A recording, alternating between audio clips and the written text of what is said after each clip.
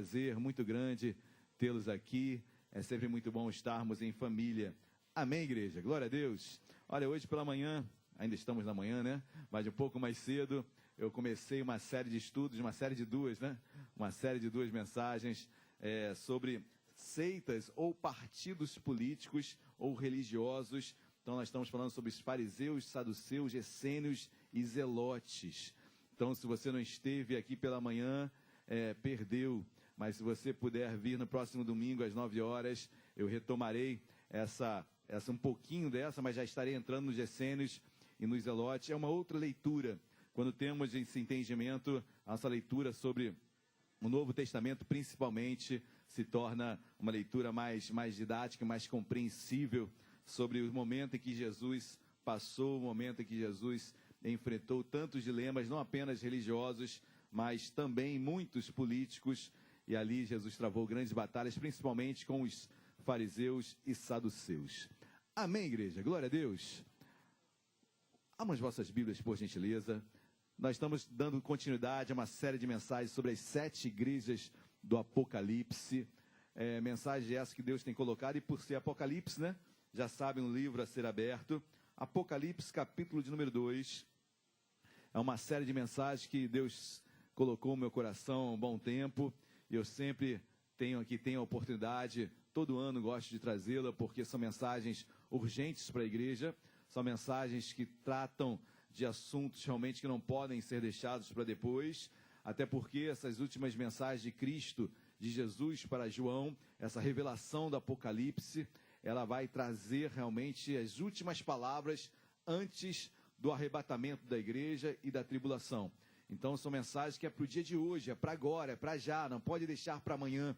Então eu não sei quando será o dia de amanhã, não sei quando Jesus voltará, nem Jesus sabe, só o Pai pertence a essa ciência, mas nós que estamos aqui temos que estar vigilantes, amém? Prontos para qualquer momento Jesus voltar. Os sinais apontam, os últimos acontecimentos da nossa sociedade, agora principalmente com tantas coisas acontecendo no Oriente Médio. Então tenho certeza que em breve Jesus voltará. Amém? Bom, Apocalipse capítulo de número 2, versículo de número 17. Apocalipse capítulo 2, versículo 17. Você que achou e em podendo, por gentileza, coloque-se de pé. Apocalipse capítulo 2, versículo 17. Todos acharam, amém? Quem não achou, diga misericórdia. Versículo 17 diz assim: quem tem ouvidos, ouça o que o Espírito diz às igrejas. Ao vencedor, dar-lhe-ei um maná escondido, bem como lhe darei uma pedrinha branca, e sobre esta pedrinha escrita um nome, o qual ninguém conhece, exceto aquele quem o... Deus amado, em nome de Jesus, nós o louvamos, o bendizemos. Mais uma manhã na tua casa, mais um dia na tua presença, onde temos a oportunidade de lermos, nos debruçarmos, entendermos mais das tuas escrituras. Deus, as palavras são urgentes. As igrejas, meu Pai, somos nós somos a igreja. E eu te peço em nome de Jesus, sobre cada palavra que será ministrada aqui, Deus, fala conosco. Usa-me, meu Pai, que teu povo saia daqui abençoado, transformado. Deus, tocado por ti. Deus, basta uma palavra tua. E nós cremos, Senhor, que tu estás aqui. E onde tu estás, milagres acontecem, sinais são revelados, Deus. Então aponta, fala conosco, meu Pai. Em nome de Jesus, mais uma vez nesta manhã. Em nome de Jesus, amém e amém. Podem se assentar. Queridos, já ministramos sobre as 7 igrejas, algumas igrejas. Ministramos sobre a igreja de Sardes, a igreja de Esmirna. E hoje pregaremos sobre a igreja de Pérgamo. Mas sempre é bom lembrarmos que estamos falando aqui de um período muito conturbado da história da igreja. Estamos falando de um homem, João, que estava preso na ilha de Patmos, a ilha grega de Patmos, e ali estava preso por causa da perseguição religiosa sobre João e sobre todos os cristãos. Primeiro é importante nós frisarmos e deixarmos bem claro que aquela prisão na qual João estava, ali na ilha grega de Patmos, ela era uma prisão política, era uma prisão religiosa, e João estava ali preso por pregar a palavra. João estava ali preso por trazer a palavra de Deus ao povo, e ali ele é preso e é exilado por volta do ano 90, entre 82 e 96, ali João ficou preso ali naquela ilha, escreveu Apocalipse por volta do ano 91, 92, mas às vezes nós paramos para pensar como um homem, diante de uma tamanha tribulação, um homem preso, exilado, suas esperanças se esvaindo, suas companhias, e olha que João tinha uma companhia preciosa demais. Lembre-se das últimas palavras de Cristo na cruz, quando Cristo olha para João, que ele fala para João, João, eis aí a tua mãe. E olhou para Maria e falou, Maria, eis aí o teu filho. João tinha uma incumbência enorme. João foi outorgado a ele a competência de cuidar de Maria, mãe de Jesus. Lindo isso, que as últimas palavras de Cristo foi pensar na sua mãe. Muito lindo isso. Ele pensa na sua mãe e diz, Maria, aí está o seu filho. João, aí está a sua mãe. E João cuidou de Maria.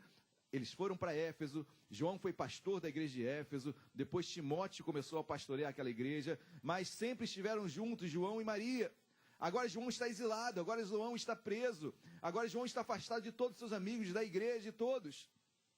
Mas nesse momento mais difícil da sua vida, ele tem uma das maiores revelações que o ser humano podia ter na face da terra. A Bíblia diz que ele é arrebatado em espírito e viu o dia do Senhor. Coisas inefáveis, coisas que não conhecemos e talvez nem conheceremos. Coisas realmente que irão acontecer. E João consegue enxergar, lá além do nosso futuro, João consegue enxergar as coisas que estariam por vir. E aquele homem tem uma intimidade com Deus, e eu fico imaginando as nossas vidas, passamos por tantas dificuldades, obviamente não são comparadas em momento algum e de forma alguma com o que João passou. Não são comparadas. E às vezes traduzimos momentos bons para Deus falar conosco. Esse é o fator, né? Isso mais isso, Deus fala conosco. Momentos bons, se eu estou bem, Deus está bem comigo. Eu estou bem com Deus. João estava muito mal. João estava preso. João tinha tudo para blasfemar. João tinha tudo para questionar. Deus fala com ele de uma forma extraordinária. Não espere tempos bons. Não espere tempos maior. Não, Deus chama trabalhadores, amém? E trabalhador, a Bíblia diz em Gênesis capítulo 3, que é do suor do nosso rosto que nós tiraríamos sustento. Os tempos são difíceis, os dias são maus. Jesus não iludiu ninguém. Pelo contrário, Jesus desiludiu. E creia numa coisa, ilusão é doença. E desilusão é cura. Então, às vezes, nós devemos ser desiludidos em alguns aspectos, de uma falsa expectativa de que aceitamos Jesus, iremos ter tudo do bom e do melhor. Quando eu leio a vida dos apóstolos, queridos, não é bem assim. Eu sei que nos momentos difíceis, Deus estará comigo, e glória a Deus por isso. Eu terei vitórias, glória a Deus por isso. Mas em momentos difíceis eu passarei, você passará, passaremos. Amém, igreja? Glória a Deus. E João, no momento mais difícil da sua vida, tem um encontro com Deus fantástico, fabuloso, extraordinário, fora do normal. E isso nós precisamos aprender. Se você está no deserto, se você está passando por uma luta, uma dificuldade, Deus quer falar contigo, amém? Deus tem um propósito na sua vida. Deixa Deus falar, deixa Deus abrir o teu coração, deixa Deus dar sonhos, deixa Deus te dar estratégias. Mas o natural do homem é, Senhor, tira isso de mim. Não é isso? Vou começar por mim, gente. Amém? A nossa oração é sempre assim, tira, não quero. Senhor, por que eu estou aqui? Senhor, livra isso de mim, livra de mim do mal. É assim. Não foi essa, inclusive, a oração de Cristo no Getsêmani? Senhor, se possível, passe de mim este. O que Jesus está falando? Senhor, tem outra forma de eu morrer, não? E salvar a humanidade? Tem que ser pela cruz. A morte de cruz é muito dolorosa. Eu não morro. E olha que Jesus não apenas foi morto numa crucificação, a dor dele começa já no pretório, já no sinédrio, ou seja, já foi escoteado lá, deram com caniço na sua cabeça, esbofetearam seu rosto, depois sua cabeça está toda inchada, cravaram uma coroa de espinhos. Ele vai sangrando muito antes, já sangra no Getsêmani, com o estresse da sua alma, por antever aquilo que aconteceria. E a Bíblia diz que do seu suor sai sangue, dos seus poros sai sangue. Tamanho estresse, isso a medicina chama de hematidrose, é um fenômeno que a medicina explica. E acontece. se o tamanho da estresse for muito grande na pessoa. Jesus estava estressada. A Bíblia diz em Lucas, e Lucas era médico, por isso que Lucas não deixou esse fato passar despercebido. Lucas fala que a alma de Cristo estava desesperadamente apavorada. Como homem, Jesus estava apavorado com aquele momento. E queridos, nós não ficaríamos, nós não ficamos, certamente, mas na mesma hora Jesus fala, mas que seja feita a tua vontade. A nossa é tirar, a nossa vontade, como a de João, talvez seria, Senhor, estou preso aqui injustamente, estou pregando a tua palavra. Ah, mas espera aí, Mateus capítulo 5 diz, bem-aventurado aqueles que forem perseguidos pelo meu nome. Às vezes estamos nos esquecendo das bem-aventuranças. E a Bíblia diz que ser perseguido pelo nome de Cristo é bem-aventurado, é feliz. É um contrassenso, né, gente? É antagônico, é paradoxal, mas isso é ser feliz. Por isso que eu falei que, olha, a Bíblia nos traz algumas desilusões importantes para que eu seja curado na minha van e na minha pseudo-alegria. E a Bíblia vai me trazendo para a verdade. Em todos os momentos, gente, fé é isso. Fé é você olhar a verdade. A fé não é... Vou trazer uma analogia, né? Eu sempre trago essa analogia. Eu tenho um abismo aqui e eu não quero saber do abismo. Eu tenho fé, não quero nem olhar o problema. Eu tenho fé, não preciso saber de nada. Isso não é fé. Isso é crendice, isso é superstição, isso pode ser o que for. Fé é você olhar o abismo, realmente é alto. Caramba, se eu cair, eu vou me esborrachar, vou morrer. Mas eu vou passar. Fé é realista. Entendam, por favor, esse binômio. Amém? A fé é entender a realidade. A fé não é eu ir para o mosteiro e me isolar da humanidade. E me isolar da sociedade para ter comunhão com Deus. Isso não é a fé. Fé em meio aos problemas, às adversidades. E João foi um homem que viveu isso. Em meio a tantas dores, ele consegue enxergar algo que nem ele conseguia. Uma besta de 7 cabeças. Talvez, como é que fala isso? Talvez seja um helicóptero, mas como é que João podia entender um helicóptero naquela época? Era um homem rural, era um homem da agricultura, da pecuária, um homem... Não tinha como entender, estou vendo helicóptero. Nem existia helicóptero na época. Ou seja, que imagem, queridos. Que presença de Deus, que esclarecimento. Como Deus fala. Então entenda, muito mais do que Deus tirar algo da sua vida, Deus quer passar por isso contigo, amém? Deus quer estar ao seu lado, Deus deseja, Senhor, me capacita. Deus, me ajuda a passar por essa luta. Me ensina o que tu tens a falar comigo. Qual o ensinamento que tu tens para a minha vida? Amém? E pregamos sobre Sardes, ou melhor, pregamos sobre Éfeso, pregamos sobre Esmirna. Eu quero pregar sobre uma igreja chamada Pérgamo, ok? Apocalipse capítulo 2, versículo 13. Todos acharam? Versículo 12, perdão. O versículo 12 diz assim: ao anjo da igreja em Pérgamo. A Bíblia é direcionada ao anjo. Anjo no grego, ângelos, quer dizer mensageiro.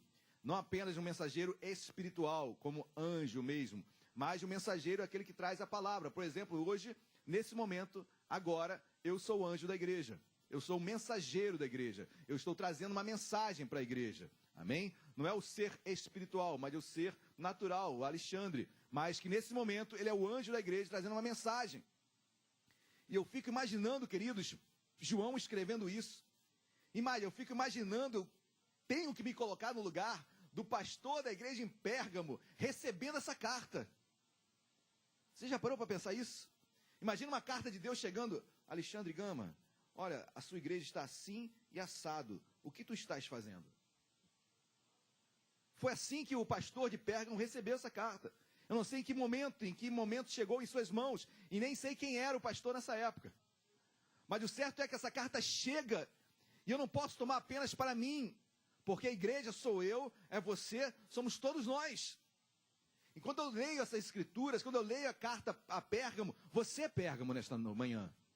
Nós somos Pérgamos. Amém, igreja? Glória a Deus. Pérgamo, no grego, quer dizer casado. Casado. E interessante que essa carta de Deus para essa igreja, ela já vai se antevendo a algo que estava acontecendo, e nós iremos observar na leitura. Essa igreja, por mais forte que ela fosse, e você vai ver que essa igreja era muito forte, muito aliançada com Deus, ela estava começando a se casar com o mundo. Ela estava começando a abrir brechas. Ela estava começando a perder a sua comunhão com Deus. Por mais espiritual que ela fosse. E olha, queridos, o que essa igreja passou, poucos passariam. Mas ela estava começando a se casar. E o nome Pérgamo, casamento, reflete isso. Ela estava se casando, se direcionando ao mundo, deixando brechas, abrindo brechas para que o mundo entrasse na igreja. E a igreja que eu falo não são essas 4 paredes. Essa igreja sou eu, você, cada um de nós. Amém? Glória a Deus. Pérgamo é interessante, porque da palavra Pérgamo vem um nome chamado pergaminho. Quem conhece pergaminho? Pergaminho é aquele rolo. Pergaminho é o rolo onde era pós-papiro. Papiro é aquela planta que vive na água, muito típica lá do Egito. E o papiro onde eram feitas as primeiras escritas. E o pergaminho veio posterior, veio suplantando o papiro. E o pergaminho nada mais é do que a pele do animal, seja cordeiro, ovelha. E sobre a pele do animal, depois de toda tratada aquela pele, ali eram feitas as escrituras.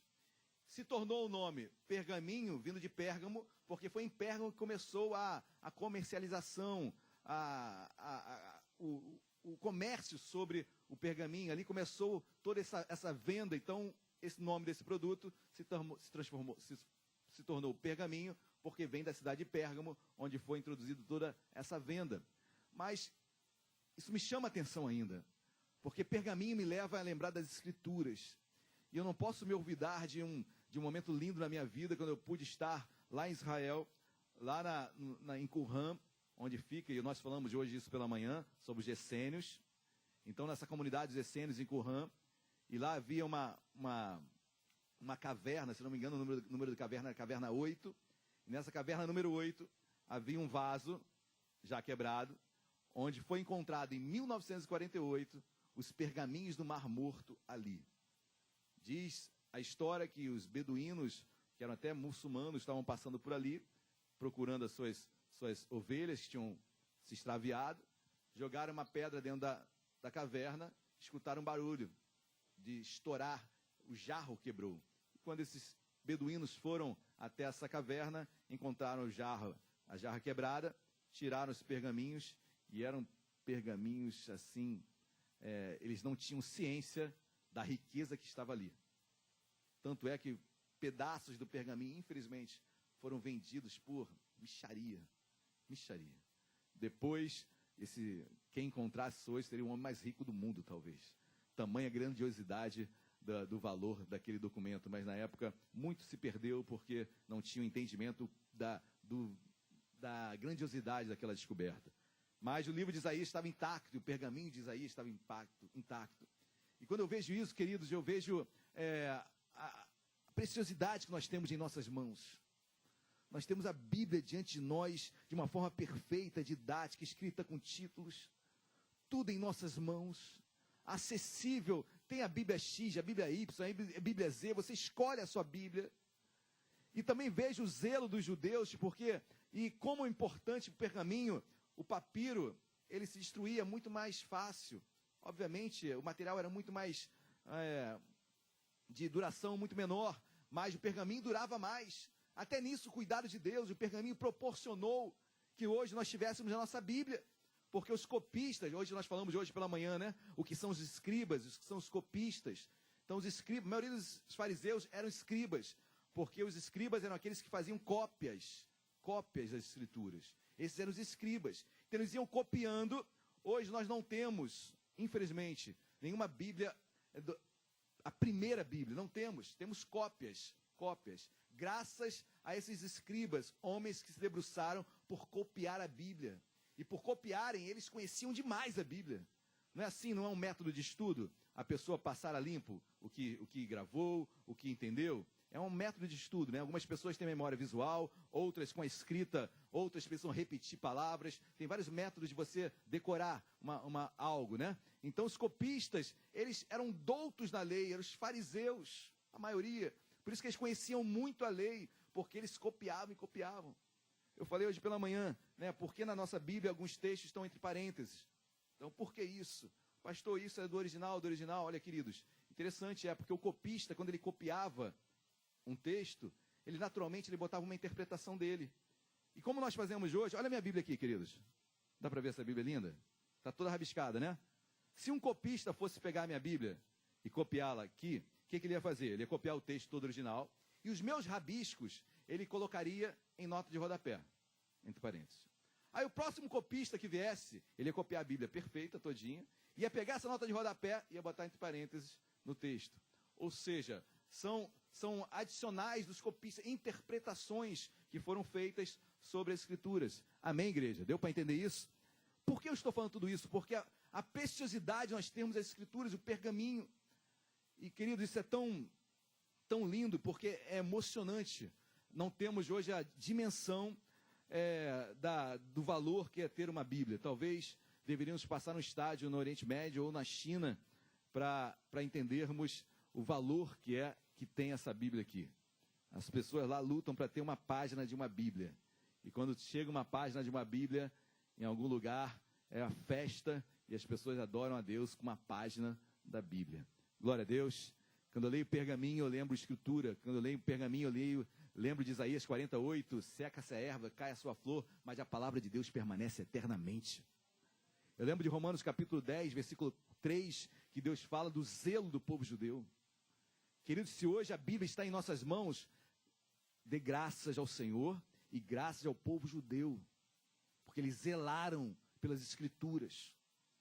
O jarro de madeira, o vaso, ali onde era colocado os pergaminhos, era o melhor lugar para se conservar esse tipo de material.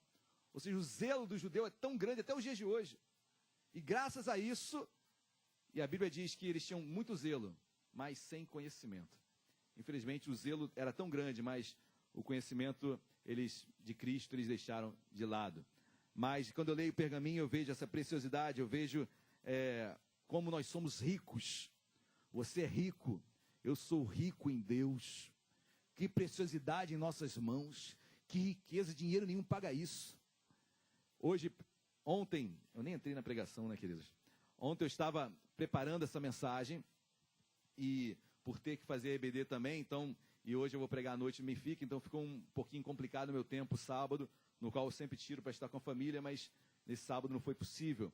E ali, eu passando o dia todo fazendo essa mensagem, EBD, as mensagens de manhã e de noite, aquilo me deu um cansaço, e ao mesmo tempo eu falei assim, poxa, sábado eu tenho que estar fazendo algo, não poderia estar aqui, eu tenho que me preparar para durante a semana eu preparar isso tudo, para ter o meu sábado para minha família.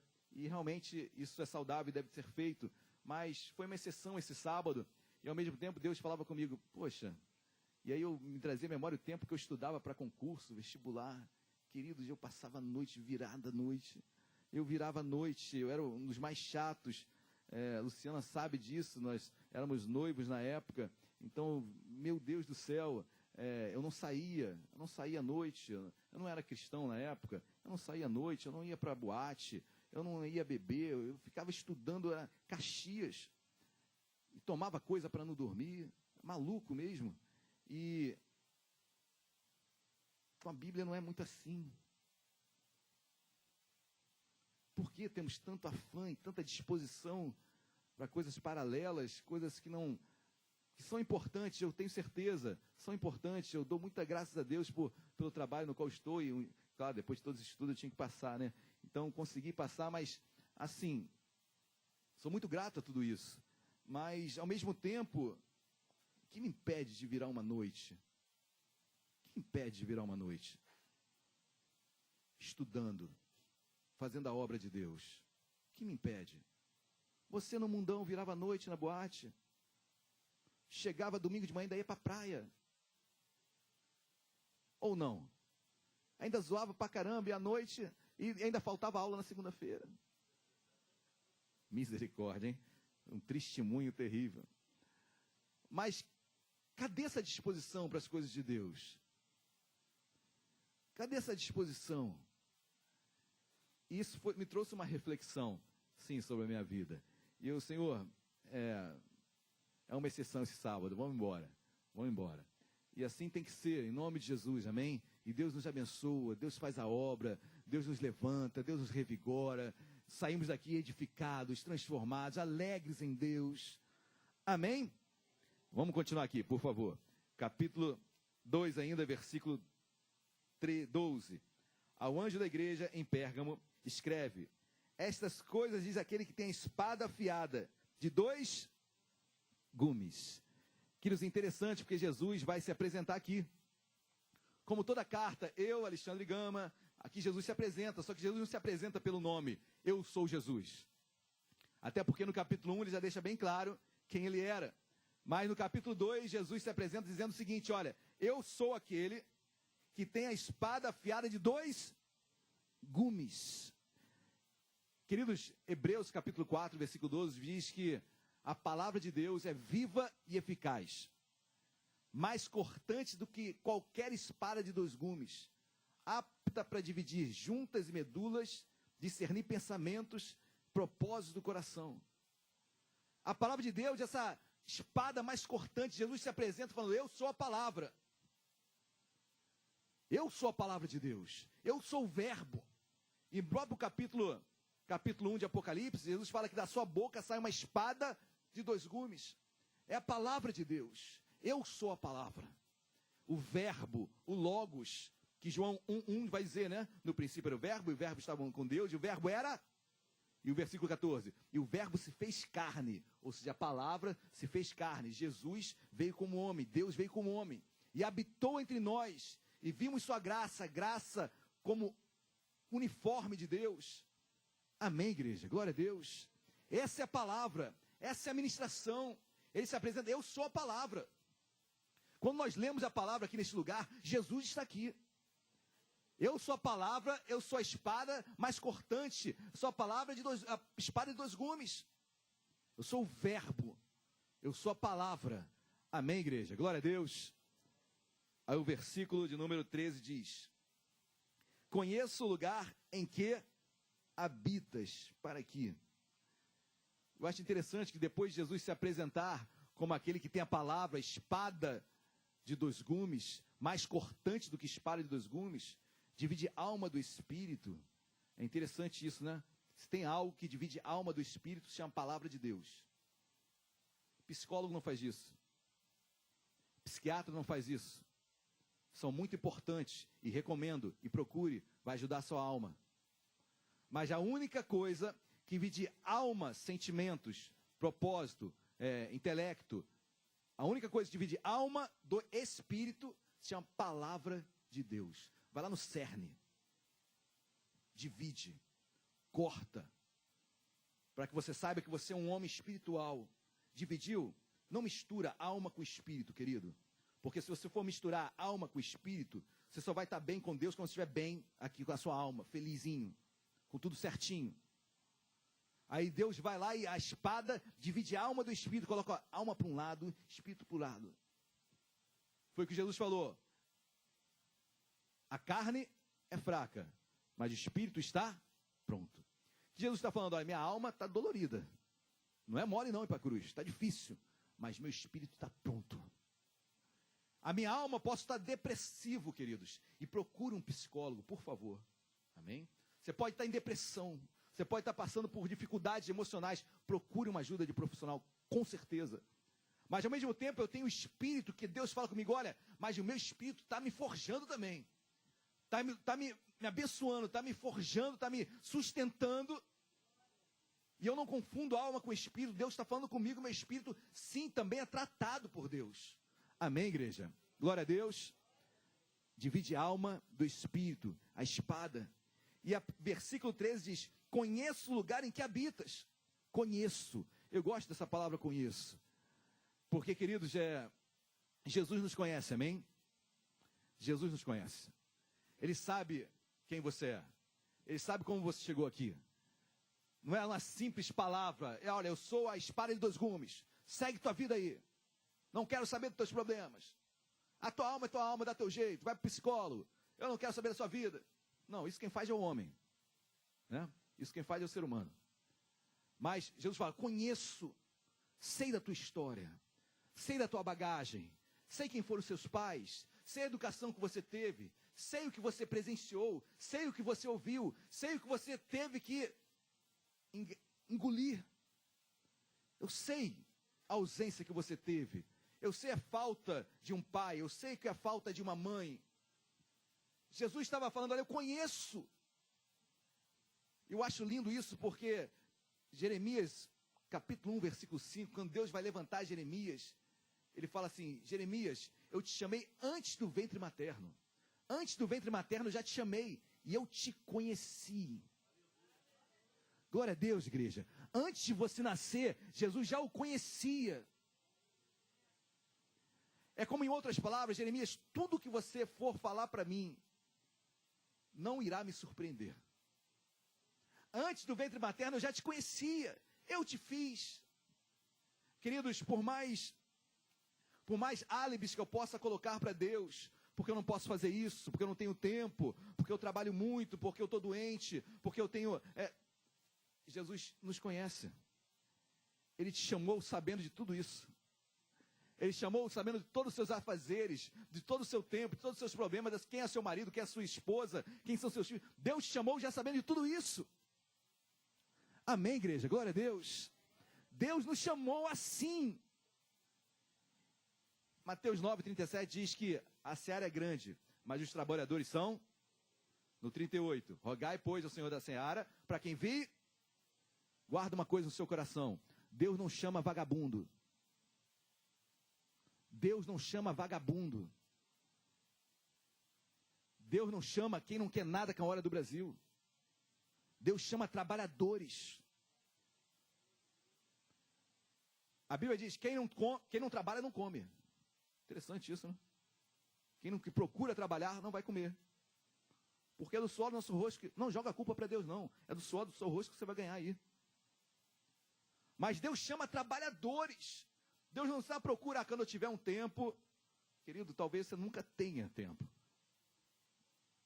Deus não está à procura dos ociosos. Deus está à procura daqueles que não têm tempo para nada. Deus, olha que lindo, querido. Deus está à procura daquele que não tem tempo para nada. Você é esse. Porque com o tempo eu me preparo. Com o tempo, poxa, hoje eu tenho, vou me preparar bem. Hoje eu vou pregar que vai ser uma beleza. Tenho 3 semanas para preparar. Não trabalho, 3 semanas, vou preparar essa mensagem. Deus está à procura de trabalhadores, amém? Trabalhe para Deus e Deus o honrará. Aleluia, glória a Deus. Som. Eu dei um som aqui porque às vezes dá um branco nesse microfone. Conheço o lugar em que habita, interessante. Conheço e mais, o lugar em que habitas. Deus dá o CEP, né? Deus deu o CEP agora. Para não ter dúvida, Deus vai lá, conheço inclusive o teu CEP, teu endereço, teu lugar. Mas interessante que lugar é posição, né? Lugar é posição, é status. Deus sabe onde você está. Deus sabe o que você vive ali. Deus sabe o que você está passando ali. Deus sabe o que você encontra ali. Deus sabe o que se passa ali. Deus sabe quem está ali. Deus sabe as pessoas que ali estão. Deus sabe o que está por trás daquilo tudo. Amém, igreja? Glória a Deus. Deixa as crianças que elas são lindas, mas pode deixar elas passarem. Não deixa perder a atenção, não. Amém? Mas, agora piorou, né? Eu falei e todo mundo olha. É o erro de todo aquele que usa o microfone. É que nem a gente aprende quando a gente vai ministrar em público. Nunca olhe o relógio. Que horas são? Isso faz com que todo mundo olhe, né? Então, já estão olhando aí, né, gente? Tem gente olhando. Perdão. Mas o certo é, queridos, que Deus sabe o lugar onde você está. Sabe o teu contexto. Sabe quem ali está. Sabe quem está ouvindo. Sabe quem está passando. John, chorar abre os pulmões, cara. Abre os pulmões. A criança, é bom. Mas, queridos, Deus sabe o lugar onde você está, o que você está ouvindo passando. A Bíblia vai além. Conheça o lugar em que habitas. Habitação é necessidade. Habitação é um sonho. Habitação é um propósito. Deus sabe que tu estás ali com um propósito. Por uma necessidade também. Você tem um anseio sobre aquilo ali. Você tem expectativas sobre aquilo ali. Você tem orado sobre aquilo, pensado, colocado para Deus. Deus tem visto tudo isso. É o teu conhecer, é o lugar onde você está, é o propósito de você estar ali. Deus tem visto tudo isso, queridos. Não abra mão, não recue, não pense que Deus está alheio ao que você está passando. Amém, glória a Deus. Não perca esse propósito. Não deixe que os problemas, que as dificuldades venham esvair o teu tato com Deus, tua vida com Deus. Conheço, sei o lugar e sei o propósito de você estar ali. Se Deus sabe, queridos, quem sou eu para recuar? Quem sou eu para desistir? Quem sou eu para largar? Glória a Deus. Amém. O versículo continua. Conheço o lugar em que habitas. Isso é muito forte agora. Onde está o trono de... Meu Deus. Meu Deus. Onde está o trono de Satanás? Satanás quer dizer opositor. Trono, entendo eu, não literalmente, ok? Mas sim é uma posição espiritual, uma opressão espiritual. Ali parece que existe o trono de Satanás. Há uma opressão, há uma luta, há um clima ruim. Quando você chega, o clima é ruim. O ambiente se transforma. Parece que as coisas saem do lugar. Parece que aquilo que está no prumo sai, aquilo que está no controle começa a perder o controle. O lugar onde tu estás é o lugar de trono de Satanás, onde a luta é muito grande. Interessante, queridos, porque por mais que Deus conheça tudo isso, Ele ainda sabe que a adversidade que você passa é enorme. E olha que Pérgamo era uma cidade na Ásia Menor, hoje a atual Turquia. Lá a opressão era enorme, lá havia o culto a Zeus, que na época era uma das 7 maravilhas do mundo. Ali havia o culto ao o imperador romano. Ali havia o culto a Esculápio. Esculápio, aquela serpente, sabe o que é aquela serpente? O símbolo da medicina, que era o deus da cura. Então aquela serpente, ali também era cultuado, ali, assim como Betesda, o tanque de Betesda, o deus que era cultuado ali, que movia aquelas águas, era o culto a Esculápio. Ou seja, queridos, o lugar onde Pérgamo estava era um lugar de uma opressão enorme. E você sabe onde você está. Você sabe o seu ambiente. Você sabe o contexto onde você habita. Você sabe o que está por trás. Você sabe quem é a sua vizinhança. Você sabe quem mora do seu lado.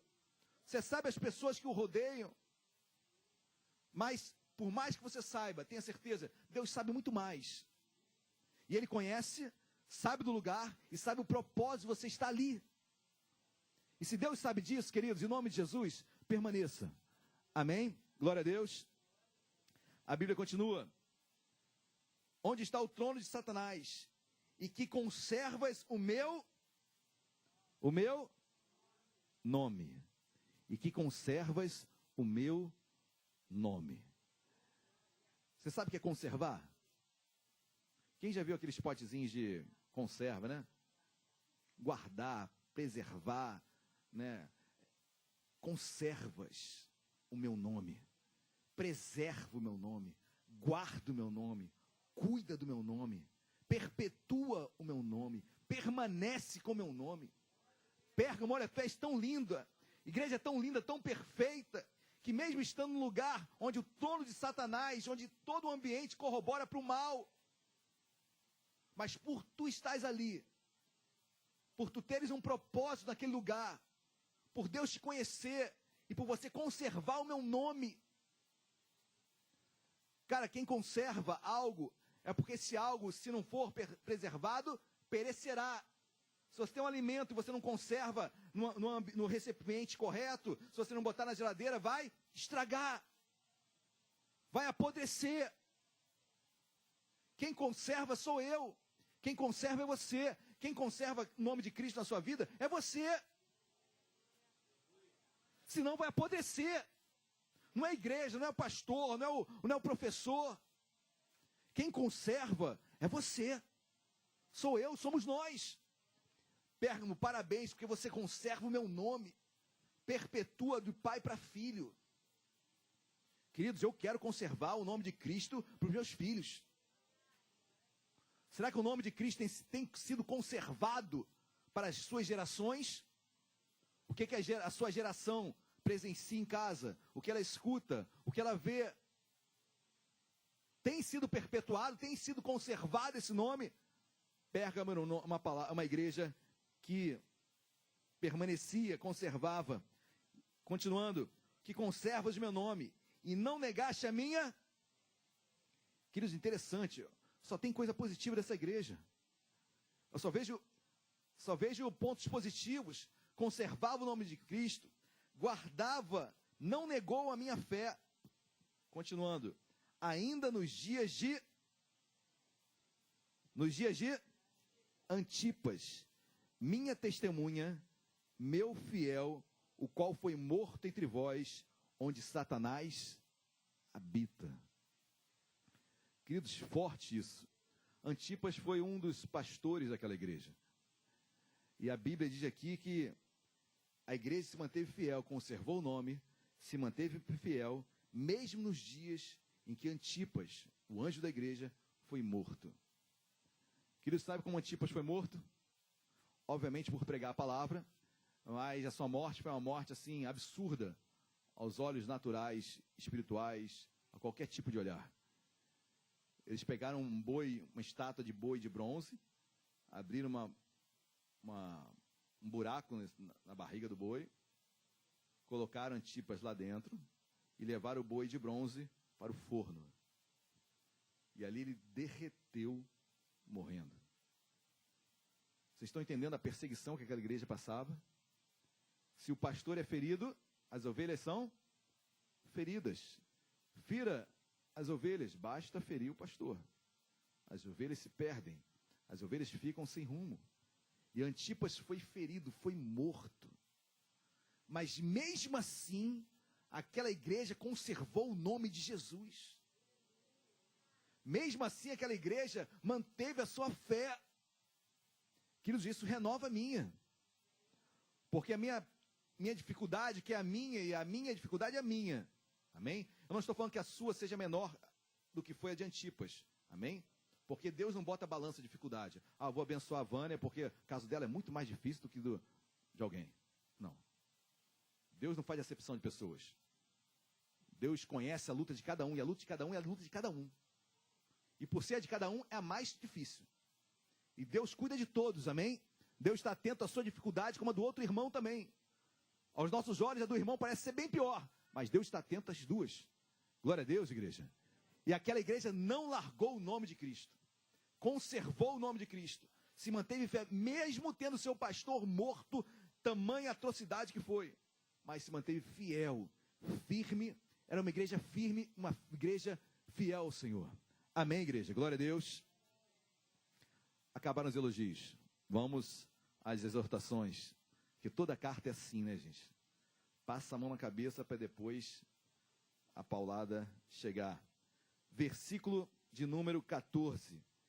Tenho todavia, terrível na Bíblia, né, gente? Todavia, contudo, entretanto, meu Deus, quando começa a vir essas expressões, já começa a tremer, porque vem algo para ser tratado. E a Bíblia diz, versículo de número 14. Tenho todavia contra ti algumas... Meu Deus, uma igreja tão forte, gente.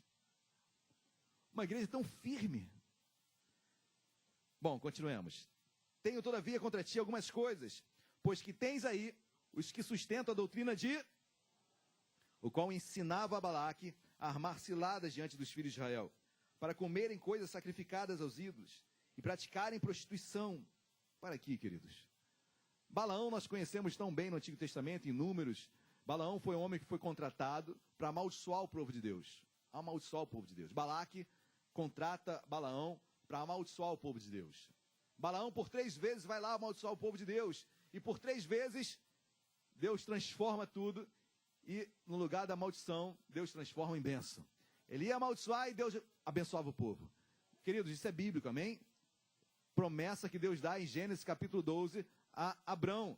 Aqueles que te amaldiçoarem serão amaldiçoados. Aqueles que te abençoarem serão abençoados. Deus transforma a maldição em bênção. Amém? E assim foi na vida do povo judeu. Balaão foi lá tentar amaldiçoar e não conseguiu. Guarde uma coisa, queridos. O que mantinha aquela igreja de pé era a sua comunhão com Deus. E assim foi também nos tempos de Balaão. Balaão não conseguiu amaldiçoar o povo de Deus, porque o povo de Deus tinha comunhão com o Senhor. Qual foi a estratégia de Balaão? Depois você lê em casa com calma, Números capítulo 13, a partir do capítulo 13. O que acontece? Balaão arma uma estratégia. Eu não posso acabar com a fé deles. A força deles está na fé, na comunhão. Então eu tenho que atacar isso. E Balaão arma uma estratégia, uma armadilha terrível. Ele consegue levantar mulheres estrangeiras para entrar no arraial do povo de Deus e assim terem relacionamentos e daí casamentos nascerem e aí filhos. E as mulheres que eram estrangeiras, que não conheciam a Deus, eram mulheres que serviam a outros deuses, começaram a se envolver com os homens hebreus. Os homens hebreus começaram a seguir também os deuses dessas mulheres. Assim, aquele povo que era tão fiel, tinha tanta comunhão com Deus, começou a se desviar, começou a se ficar fraco, e Balaão conseguiu o que ele queria. E o povo de Israel perdeu uma grande guerra. O que eu estou querendo falar com tudo isso?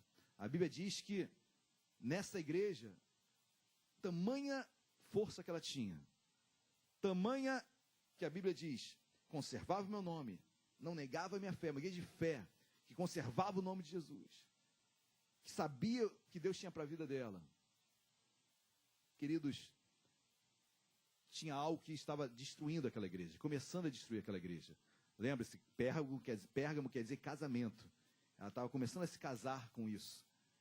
E essa doutrina de Balaão, o que nada mais é, trazendo para os dias de hoje, o que estava acontecendo, esse Satanás não pode tocar na fé daquele povo. Se eu não posso tocar no meu nome que é conservado, o nome de Deus, eu vou tocar nas raízes disso tudo. Eu vou tocar na forma como ele tem comunhão com Deus. E assim foi colocando as mulheres para tirar toda a raiz, toda a comunhão que eles tinham com o Pai, toda a forma de se relacionar com Deus foi quebrada ali.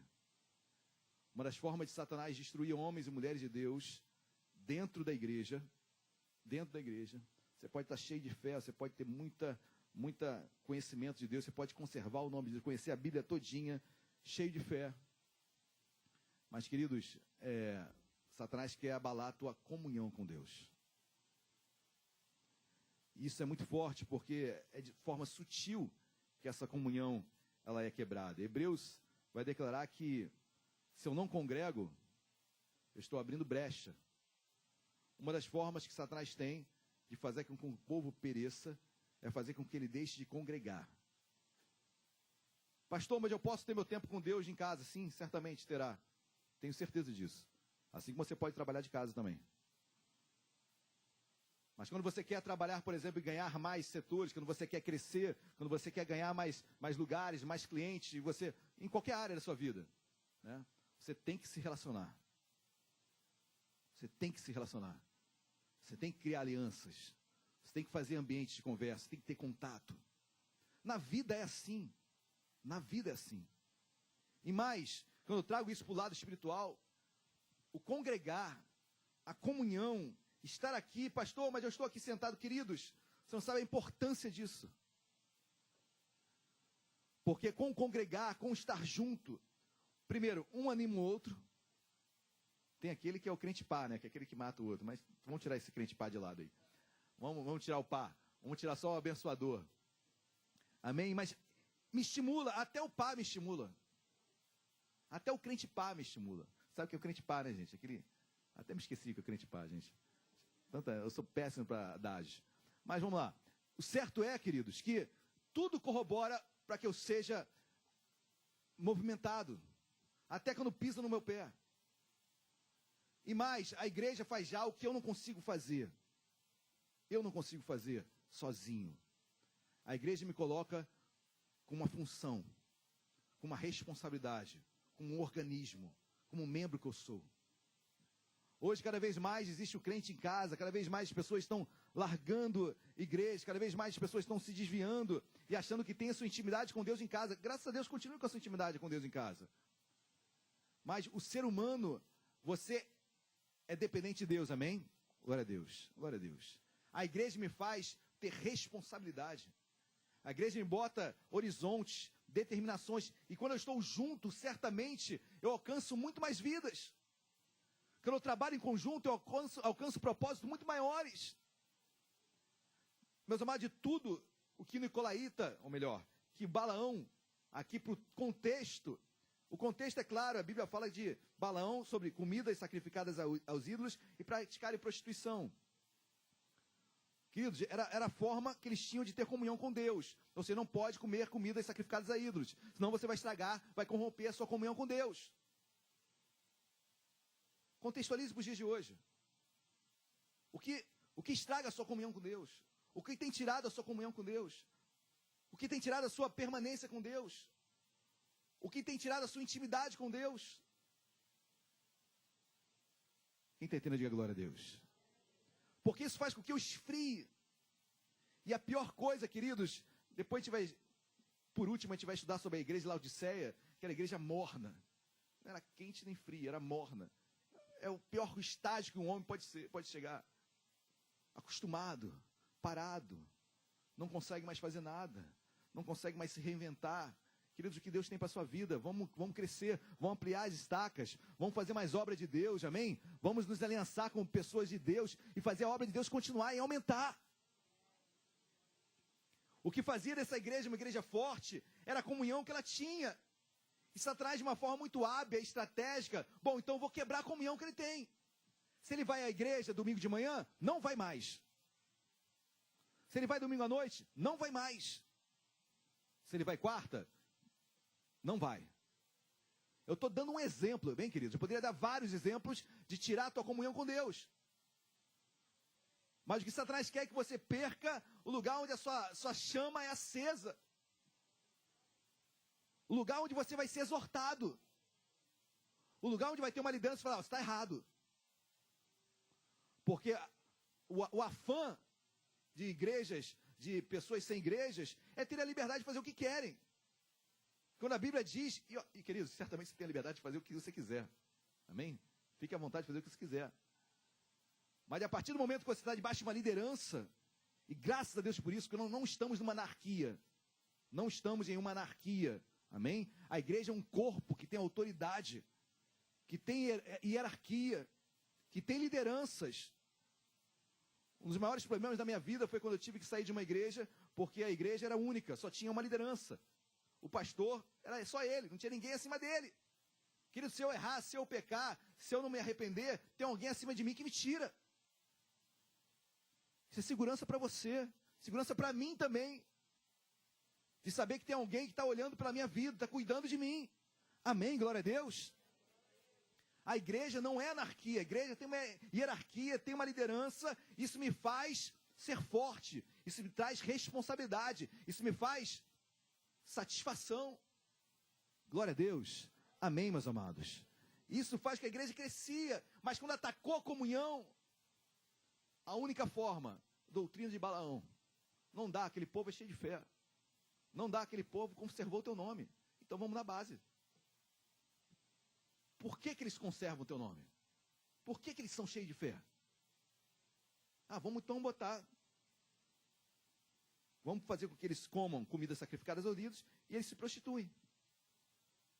Trazendo para os dias de hoje, vamos atacar quando eles começam a ter comunhão com Deus. Onde é que ele começa tudo isso? Começa quando ele se converte. Quando ele se converte, então vamos ficar atentos. Porque quando ele se converter, vamos mandar tribulação. Vamos infernizar a vida dele. Quando ele aceitar Jesus, vamos fazer tudo para ele não voltar para a igreja. Porque se ele voltar, ele vai ter comunhão. E tendo comunhão, já era. Quem está entendendo, diga glória a Deus. Querido, na raiz, essa é a estratégia do inferno. Mas Deus é tão bom. Deus cuida dos seus. Meus amados, o recém-convertido é que nem um bebê. É um bebê. A Bíblia diz que ele toma leite espiritual. Ok? O que você faz com o seu bebê? Olha o John. O bebê chorou, saiu correndo lá. Dando uma ajuda para Natasha, que fica a semana inteira com o neném, né? Então, você correndo. Está lá. Está ali, ó. Está ali. Está ali. Porque é bebê. Se Mateus chorar, vai ficar um tempinho, gente. Vai ficar chorando. Se for algo sério, se for muito sério, ainda corre o risco de tomar ainda uma bronca, porque chorou. Mas se for muito sério, aí tudo bem, a gente leva em consideração. É a mesma coisa com Deus. Recém-convertido, Deus cuida, Deus trata, Deus dá na boquinha, começa a crescer, vai. Agora tem que andar, hein, querido? Vai andando, vai andando, vai andando. Meu Deus, o que está acontecendo? Você cresceu. Você agora tem autoridade. Você é homem de Deus. Você criou maturidade. Vai, repreenda você mesmo. Em nome de Jesus. Você vai vencer. Você vê no deserto, quando o povo saiu do deserto, Deus cuidava do povo direitinho. Ah, estou com fome. Aí matou codorniza, deu comida na boquinha. Ai, meu Deus, estou com sede, estou com sede. Aí chegaram as águas de Mara, estava pertinho, né? Mas 15 quilômetros chegavam no oásis, cheio de água. Mas o povo reclamando das águas de Mara. Aí Deus vai lá e transforma a água amarga em doce, eles saciam a sede. Mais tarde, já andando mais um pouquinho no deserto. Fome, fome, fome. Aí, as codornizes, de novo, manda as codornizes. Todo mundo morreu entalado. Por que uma hora de uma forma, outra hora de outra? Porque, queridos, tem que amadurecer. Tem que crescer. Já aprendeu? Bola para frente. Amém? Glória a Deus. Satanás quer esse trono de Satanás, que não é um trono físico, que é abalar onde a nossa comunhão nasce. Toca na tua casa, queridos. Toca no filho teu. Toca no teu casamento. Você fica ou não fica abalado? É outra base. É outra fonte de comunhão com Deus. Que quando a casa vai mal, quando o casamento vai mal, quando o filho está mal, você se abala. São tronos, o trono de Satanás, queridos, o único onisciente é Deus, amém? Só Deus é onisciente. Só Deus é onisciente. Satanás não é onisciente. Ele é um anjo. Caído, sim, mas continua sendo anjo. E por ser anjo, tem poder. Okay? Autoridade sobre nós não tem nenhuma. Mas é um anjo. E como anjo, ele pode estar aqui agora, depois de ir para outro lugar. Onipresença também não tem. Mas tem uma coisa que o diabo sabe, que Satanás sabe, que Lúcifer sabe. Ele anda ao nosso derredor. Ou seja, ele sabe onde eu erro. Ele sabe onde eu tropeço. Não porque ele seja onisciente, porque ele está ao meu derredor. 1 João capítulo 5 vai falar que é como um leão que ruge ao nosso derredor. Derredor, amém? Porque ao redor estão os anjos de Deus. Mas ao derredor, procurando uma brecha, Satanás entra. E entra onde? Onde eu caio. Você sabe a tua brecha. Eu sei a minha. Você sabe a sua. Qual a sua, pastor? Qual a sua, meu irmão? Você sabe qual é a sua. Satanás também sabe. E é ali que ele vai tentar. É ali nessa comunhão. Ele é cheio de fé. Olha, ele não para. Vou fazer ele parar de ir para a igreja. Ou então, vou fazer ele não perder um culto. Ele vai estar segunda-feira no AFA. Vai estar quarta-feira na igreja. Vai estar domingo de manhã, domingo à noite. Quando não tiver culto, ele vai ficar aqui na porta. Só olhando para a porta da igreja, que ele vai se sentir bem. Aí o casamento acaba. Aí a esposa sai de casa. O marido sai de casa. Aí você não dá atenção para os seus filhos. Olha como os extremos são péssimos. É o que eu sempre falo, querido, se você tem um alvo, traçou aquele alvo, é aquilo que Deus tem colocado no teu coração, vai até o fim sobre ele. Que seja um dia, e talvez ser um dia na semana será o melhor do que aquele que vem todos os dias. Mas vai ser o dia que você, olha, ninguém me toca aqui. Hoje é o dia, como a gente fala, né? O dia do Senhor. Hoje eu sou do Senhor. Hoje Deus vai me usar. Desde o amanhã até o fim. Olha, estou disponível para a obra. Ninguém me incomoda. Amém, igreja? Glória a Deus. Deixa eu ir além, senão... Vamos lá, continuando. Versículo 15. Outro sim, também tu tens os que da mesma forma sustentam a doutrina dos nicolaítas. Queridos, esses nicolaítas, há uma grande controvérsia sobre o que eles seriam. Eu sigo a linha de que vem de Nicolau. Nicolau foi um dos 7 diáconos levantados por Deus em Atos capítulo 6. Então, mas ninguém sabe de fato, a rigor, que doutrina era essa dos nicolaítas. Alguns tendem a informar que eram homens tipo os fariseus, homens soberbos, que falavam e não viviam, mas assim, pouco importa. O certo é que essa doutrina também tirava a comunhão do povo de Deus. Assim como no Balaão, a estratégia é, se eles têm comunhão contigo, se eles têm fé, se eles conservam o nome de Cristo, vamos tocar na raiz para que isso não aconteça. Amém? Glória a Deus. Continuando, versículo 17. Quem tem ouvidos, Ouça o que o Espírito diz às... Quem é a igreja aqui? Diga glória a Deus. Amém. Quem tem ouvidos, ouça o que o Espírito diz às igrejas. Ao vencedor. Quem é vencedor? Diga glória a Deus.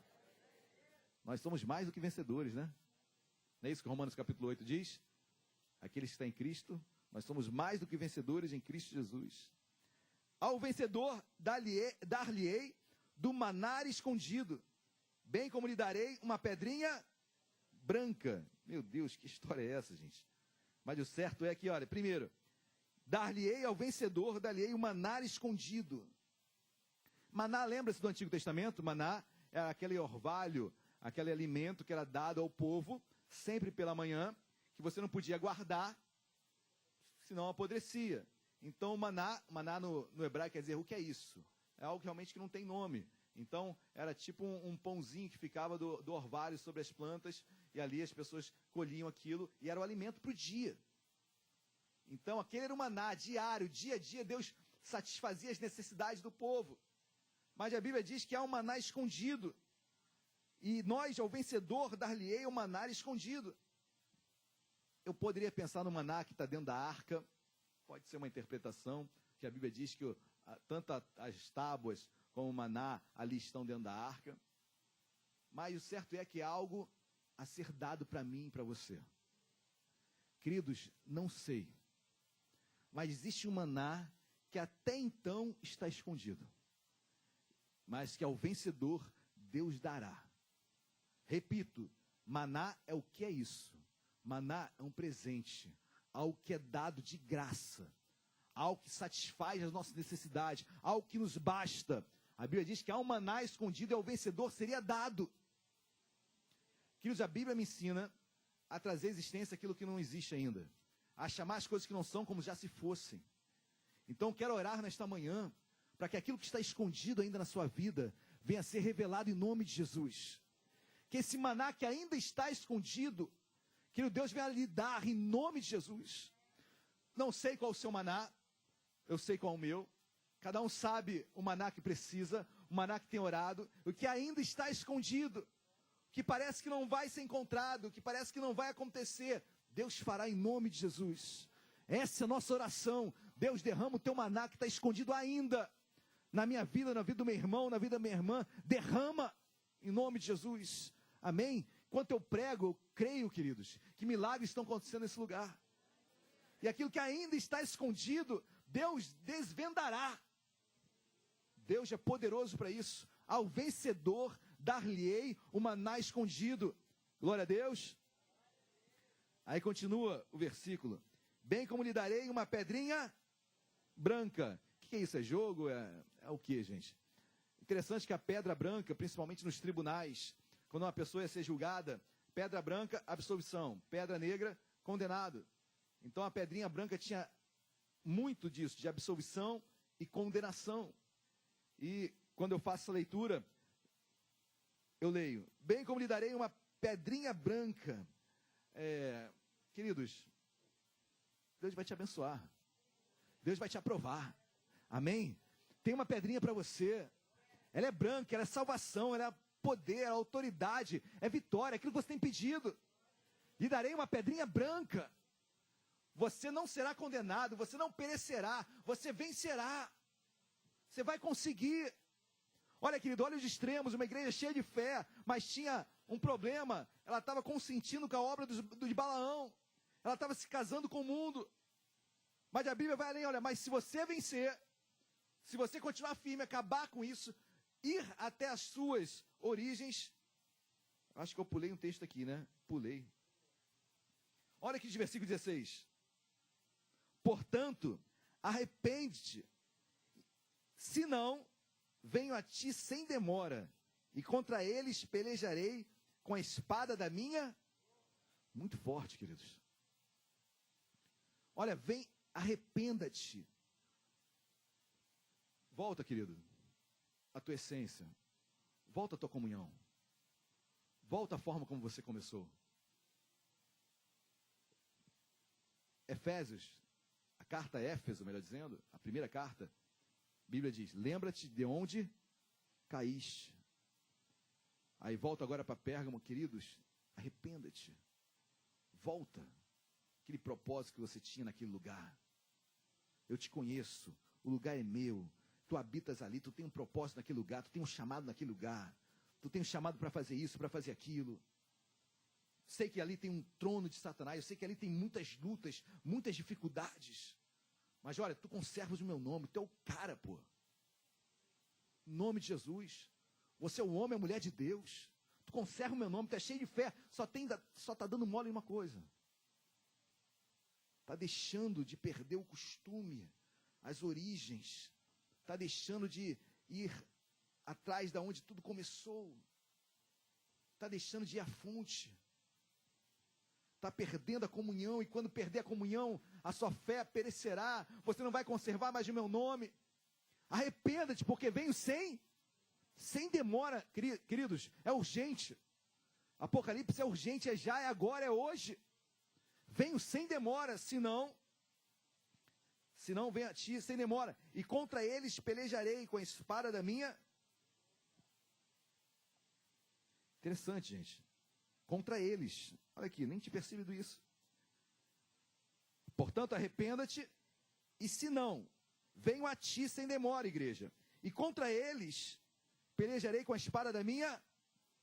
Contra eles, leio eu, queridos. Contra esses nicolaítas, contra os que seguem a doutrina de Balaão, olha, eu vou passar o cerol. Eu vou vir com a espada da minha boca, vou exercer a palavra. Vou vir com a minha palavra. Queridos, Deus vai fazer a obra dele, tenha certeza, amém? Se é contigo, se é comigo, se será conosco, não sei. Mas se eu não quiser, outro vem aqui e prega, muito melhor. A obra de Deus vai ser feita. A palavra de Deus vai sair da boca de Deus, sim. A espada é de 2 gumes. A obra de Deus é feita. Amém, glória a Deus. Mas Deus ama me usar. Deus ama te usar. Deus ama o levantar. Deus ama agir através de você. Glória a Deus, anseia. Tanto é que ele começa, arrependa-te. Estou te dando a deixa. Arrependa-te, mas olha, eu sou Deus. Eu não posso demorar. Eu venho rápido. Venho rápido. E mais, quando eu vier, olha, esses que estão fazendo de tudo para você cair, eu vou passar o cerol. Se você tiver saído, você vai perder isso, tudo que eu vou fazer. Amém, igreja? Glória a Deus. Não perca o que Deus tem para fazer. Hoje eu vejo pessoas estão... eu me lembro de alguns pastores que andaram do meu lado, hoje desviados.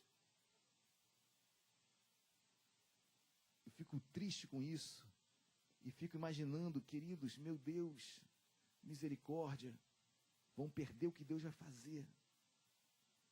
Porque Deus é justo. Se alguém se levantar contra o homem de Deus, ai daquele que se levanta contra o homem de Deus, ai daquele que toca no ungido de Deus. Deus dá a paga, diz Deuteronômio. Eu quero estar nesse dia. Amém? Eu quero estar. Você precisa estar. Nós estaremos. Amém? Glória a Deus. Aí sim, quem tem ouvidos, ouça o que diz a igreja. Ao vencedor darei maná escondido, bem como lhe darei uma pedrinha branca, que nós já lemos, que é a aprovação, o milagre. E sobre esta pedrinha, ou seja, sobre esta pedrinha, escrito um nome novo, o qual ninguém conhece, exceto aquele quem o... Interessante, né, queridos? Que nessa pedrinha branca vai ter assim uma etiqueta. Nessa etiqueta, que vai ser colocada nessa pedrinha branca, tem um nome novo, o qual ninguém conhece, exceto aquele quem o... Só eu vou saber, porque a pedrinha é minha. Só você vai saber que nome é esse, porque a pedrinha é tua, e a etiqueta é sua. Que nome é esse, queridos? Ficaríamos aqui o dia inteiro, né? Mas, olha, na minha vida, eu não vejo outra etiqueta que não seja Jesus. Eu conheço esse nome. Outros podem não conhecer, mas eu conheço. Que nessa pedrinha que você vai receber um novo nome, seja Jesus, Cristo. Como você é novo cristão, como você é nova criatura, como você é um pequeno Cristo, que esse nome, que essa etiqueta seja na sua pedra. Olha, você vence. Você tem o nome de Cristo, você leva o nome de Cristo, você é vencedor, porque nesta pedra está o meu nome. Não tem nada do teu, porque teu nome é muito ruim. Não estou falando de nome feio nem bonito, não. Mas o meu nome não me leva para lugar algum. O nome que me leva ao lugar perfeito chama Jesus Cristo de Nazaré. Amém, igreja? Glória a Deus. Tem uma pedrinha para você. Essa pedrinha é uma pedrinha de aprovação. E tem uma etiqueta nela com um nome novo. Esse nome, queridos, ninguém sabe, só você. Só você. Só você. Só você. Só você, queridos. Só você, meus amados. Só eu sei. Só eu sei. Tem coisas, eu estou repetindo para pensar, para Deus falar comigo. Tem coisas, queridos, que, assim, só eu sei na minha vida. Tem coisas que eu posso falar para você, o que Deus fez, você pode... Mas tem coisas na minha vida que só eu sei. Só você sabe. Ninguém tira. Ninguém sabe, mas você sabe. Eu vejo essa pedrinha, esse nome, por mais espiritual que seja, por mais que seja lá no final dos tempos, nós iremos saber algo diferente do que eu estou falando. Mas eu quero que esse nome, queridos, é o que Deus faz na minha vida e que muitos não sabem, mas eu sei. Eu sei quem é Deus na minha vida. Você sabe quem é Deus na sua vida. Você sabe de onde Deus tirou. Você sabe o que Deus tem para a sua vida. Então se renova nesta manhã. Dê um brado nesta manhã. Dá um renovo nesta manhã. Se revigora nesta manhã.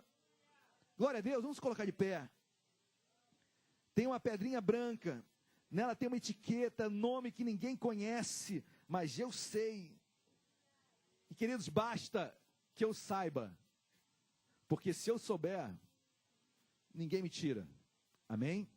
Basta você ter essa ciência. Basta você. Não importa o que o outro fala. Não importa se a pedrinha diz que a pedrinha é feia. Não importa se o nome fala que teu nome é feio, nome feio. Não importa. Quem conhece sou eu. Tem que dar satisfação para ninguém.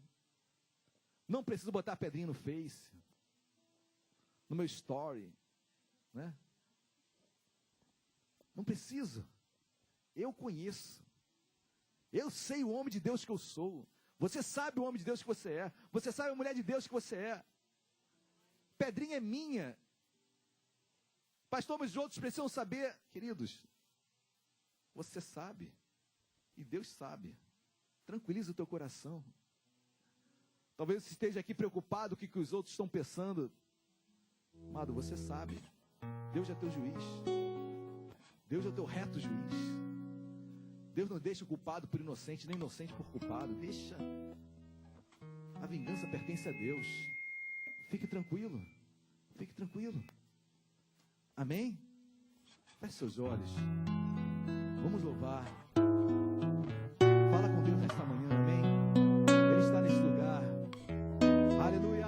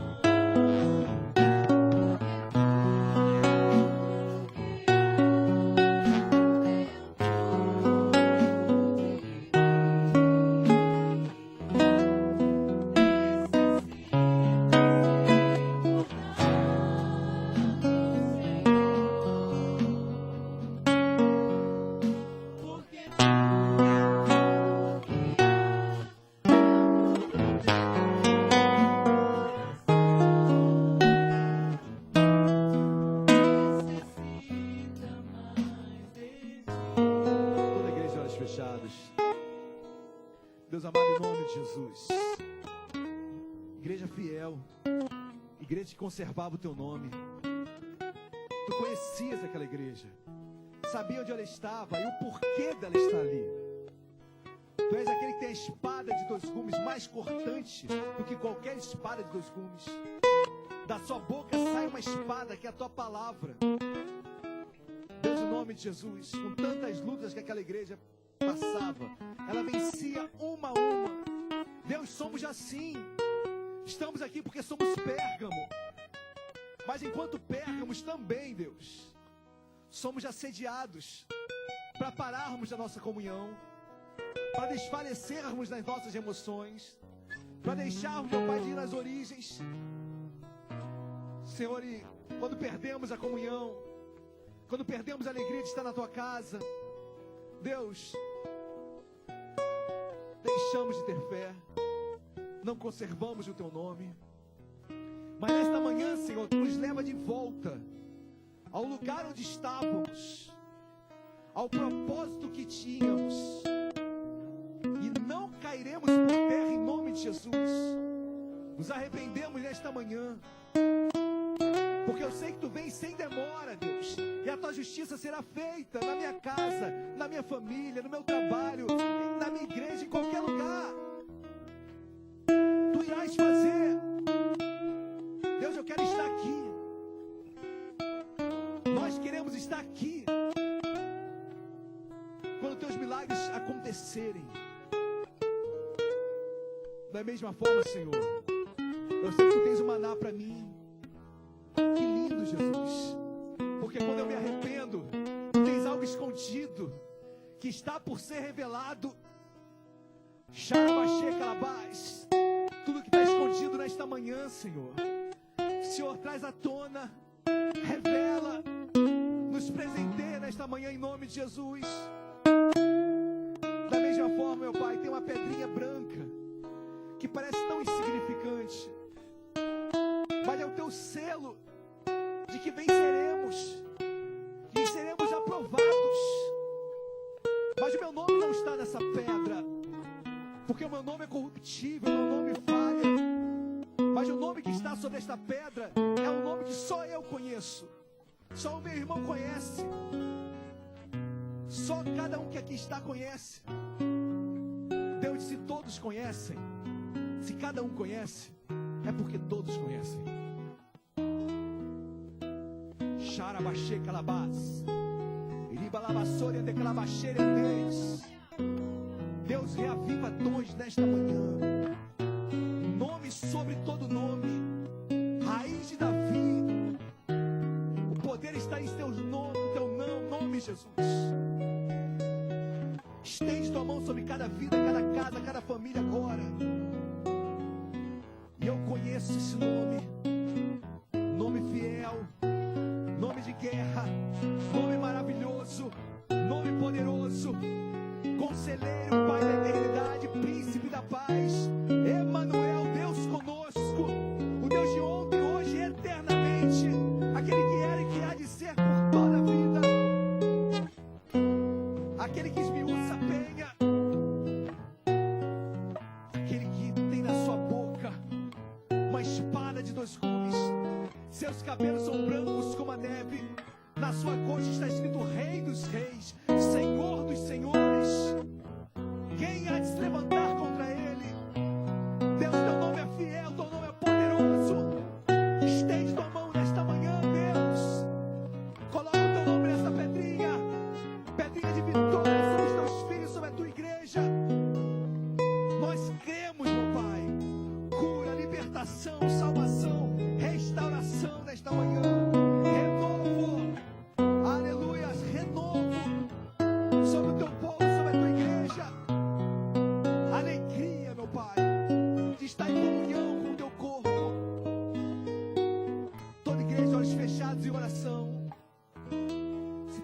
Nesta manhã, que ainda não tem entregue a sua vida a Jesus e quer entregá-la agora, hoje, levanta a sua mão bem alto.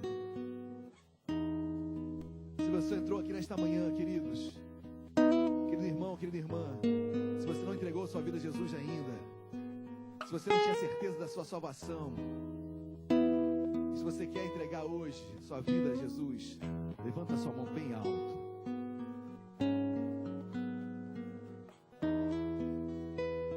Deus amado, nós o louvamos, o bendizemos, Senhor. Nós te agradecemos porque não é pelo muito falar. Eu creio, Deus, que tu já falaste aquilo que tinha aqui ser falado.